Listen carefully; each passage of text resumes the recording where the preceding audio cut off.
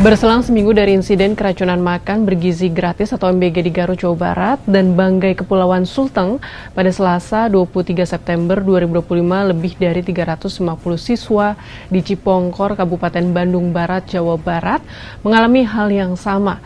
Dari maraknya kasus dan korban keracunan MBG, muncul inisiatif jika MBG diganti menjadi uang tunai. Bagaimana respons Badan Gizi Nasional? Lalu sebenarnya apa yang benar-benar diinginkan publik terkait dengan MBG? Kita bahas ya.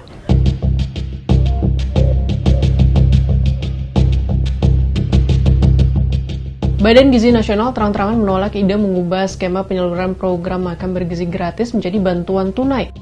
Kepala BGN Dadan Hindayana mengatakan skema MBG yang hari ini digunakan sudah dirancang sejak lama oleh Presiden Prabowo Subianto.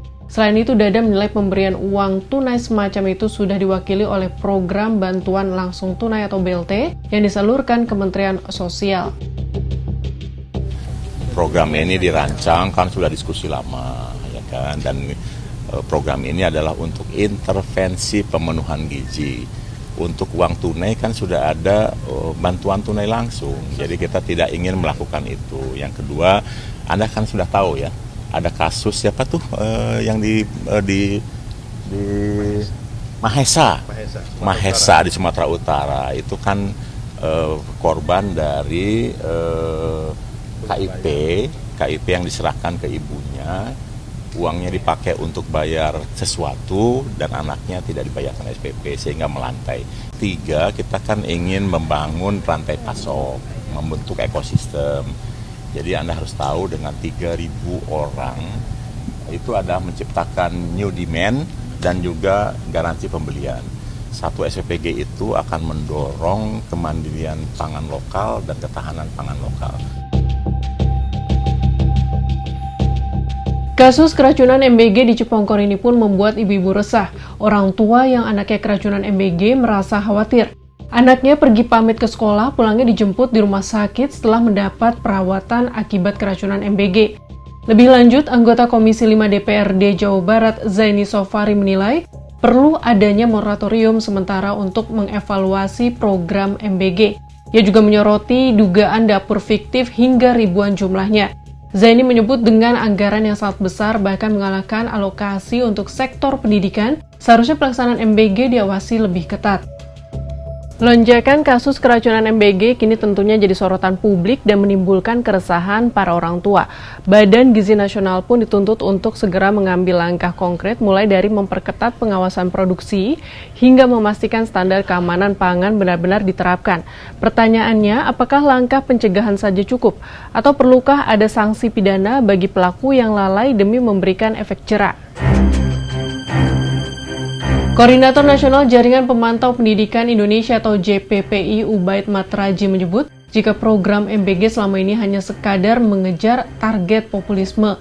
Target-target yang dilaporkan lebih banyak mengenai jumlah anak yang sudah mendapatkan MBG dan jumlah dapur yang sudah dibangun. Padahal tujuannya terkait gizi dan keselamatan anak, bukan malah membuka dapur sebaik-banyaknya dan memberikan makanan sekenyang-kenyangnya dan menutup mata soal kualitas makanan. Ia juga menyebut jika kasus-kasus keracunan yang dilaporkan turut menimbulkan trauma bagi masyarakat. Anak-anak dan orang tua serta guru di sekolah menjadi ragu-ragu dan khawatir saat menerima ataupun memberikan makan dari program MBG. Dari catatan JPPI sejak Januari sampai September 2025, sudah ada 6.452 kasus keracunan terkait MBG di 18 provinsi. Jumlah itu diperkirakan jauh lebih besar karena banyak kasus yang tidak dilaporkan.